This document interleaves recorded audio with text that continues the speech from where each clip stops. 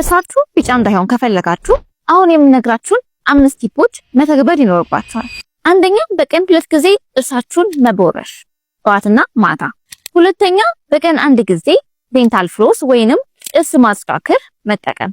ሶስተኛ የጥርሳችንን ከለር ይቀይሩብን ይችላሉ ብላችሁ የምታስቧቸው ምግቦችም ሆነ መጠጦች አዘውትራችሁ አለመጠቀም። ለምሳሌ እንደ ሻይ፣ ቡና፣ ቀይ ወይን የመሳሰሉ። አራተኛ አብዝታችሁ ውሃ መጠጣት።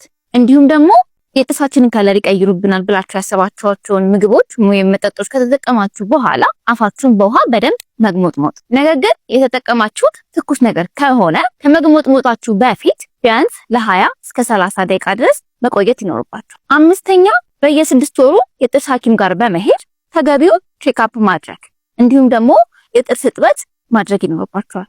እንደዚህ አይነት ጠቃሚ ቲፖችን ለማግኘት ከፈለጋችሁ ፔጃችንን ፎሎ፣ ላይክ፣ ሼር ማድረግ እንዳትዘነጉ።